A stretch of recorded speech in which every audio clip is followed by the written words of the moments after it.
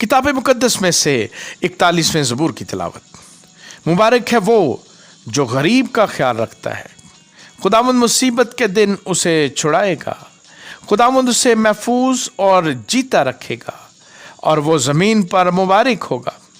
तू उसे उसके दुश्मनों की मर्जी पर न छोड़। खुदावंद उसे बीमारी के बिस्तर पर संभालेगा। तू उसकी बीमारी में उसके पूरे बिस्तर को ठीक करता है। मैंने कहा, आए खुदावंद मुझ पर रहम कर, मेरी जान को शिफा दे, क्योंकि मैं तेरा गुनाहगार हूँ।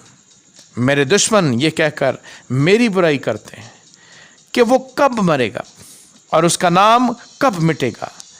जब वो मुझसे मिलने को आता है तो झूठी बातें बकता है।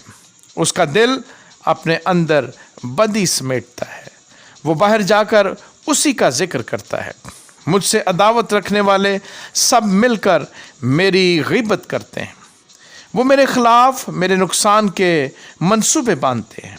वो कहते हैं, इसे तो बुरा रोग लग गया है।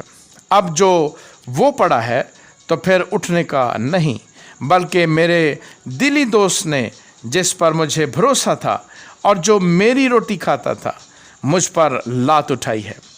पर तू है खुदावंद, मुझ पर रहम करके मुझे उठा खड़ा कर, ताकि मैं उनको बदला दूं।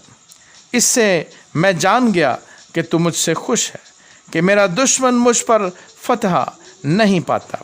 मुझे तो तू ही मेरी रास्ते में क़याम बख्शता है और मुझे हमेशा अपने हजूर कायम रखता है। खुदावंद इस्राएल का खुदा अज़ल से अबद तक मुबारक हो। आमीन सुम आमीन।